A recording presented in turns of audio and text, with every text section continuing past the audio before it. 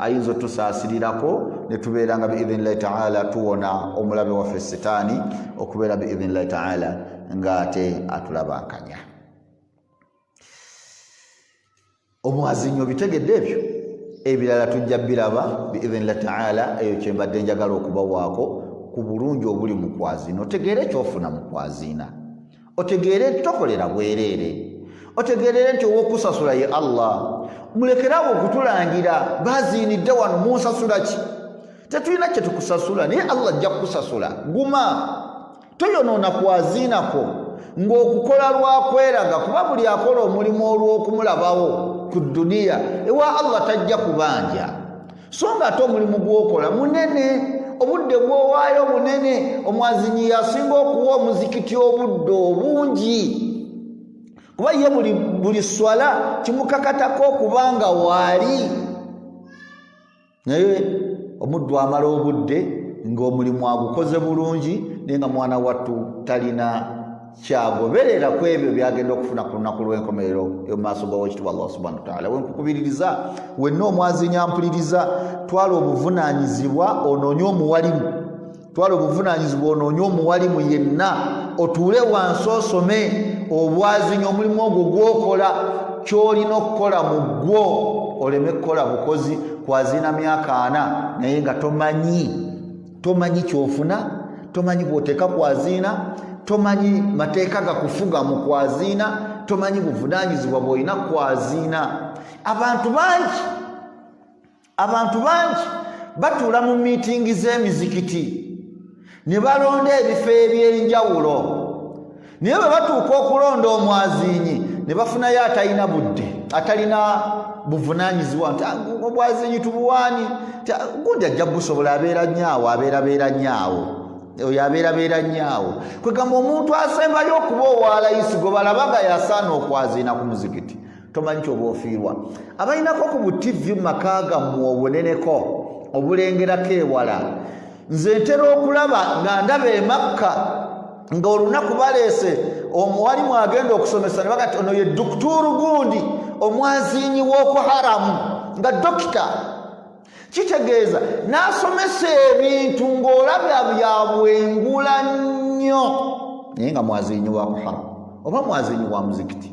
Naye ffe olwaleero tubeera mu bitundu ng'abazinyi tulonderera balonderere, temutwala budde. Omusajja tosobola kulaba nti oyo wuuyo eyakafuluma e Madiina ye ketufunye afulumye e Madiina tumuwe obwazinyi. Kibeera nga beewuunya n'okwebega sekagundi bamuwadde kwazina bwazinyi. La ilaha illallah. So waliwo hadithi zetubuuse zetutabye nga Umar radiyallahu anhu yagasenga abantu baali bamanyi obulungi obuli mu kwazina bandibadde bakukubako kalulu. Hadithi endala yagamba nti senga abantu twali tutegedde obulungi obuli mu kwazina omuntu bwe yandibadde omwazine bw'atandikoze kirala, kuba okwazina bw'omala okutegeera olaba jjana njereere. Naye mu bitundu byaffe abasajja bano abatuzimbira emizikiti abo abagagga mu bitundu, bwe muba mulina kye mwagala gwe muyita, bwe muba mugenda mu Ramadhaani gwe muyita mugaka bajeti kaffe ka $7,000,000 nanga $1,000,000 nnyanzi waddeyo.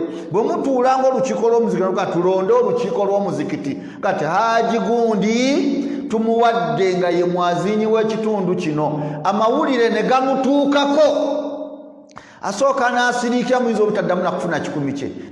Mwagenza okulaba ku bifo byonna ebiri ku muzikiti nga mulina kumpa bwazinyi. Tewabaddewo bwa trezala, tewabaddewo buwanika, tewabaddewo bwa sekuritale, tewabaddewo bwa chairmani. Ebyo n'ebifo ne mubigabira abalala, mulaba nsaana bwazinyi. Bambi ng'obuzibu bw'alina butategeera kintu kyaliko kye bamuwadde. Naye bw'omala okubitegeera buli omu yandyegombye okubeera omwazinyi w'oku muzikiti. Naye bw'oba tobitegedde mwana wattu owangaala nga tolaba value ya mwazinyi. Muwangaala nga mubayisaamu amaaso agateekanika, ne muwangaala nga bo mubalabanga abatalina nnyo kinene kye babeera nga mwana wattu bakola ki. Waliwo hadithi gye mbadde njagala obajjukiza naye kanjireke biidhinillahi taala. Omubaka Muhammad sallallahu alaihi wasallam yatulaga nti abazinyi abo bagenda kubeera nga a'anaqihi yawma alqiyama Allah agenda kubasitula abawanvu yensingo zaabwe ku lunaku lw'enkomerero bi'izzati almu'adhin si kubasitula mu mbeera yaki wabula okubasitula mu mbeera ey'ekitiibwa ky'omwazinyi eyayazinanga. Tujja kubeera mu afwajan mu bibinja naye ng'olaba omwazinyi ye abasukkulumyeko mu bbanga ng'era obeera noga oli mwazinyi n'oli mwazinyi n'oli mwazinyi nga Allah abasukkulumiza asitudde ensingo zaabwe olw'okubasukkulumya olw'okubawa ekitiibwa ku lw'omulimu gwe baakolanga naye temubirabawo.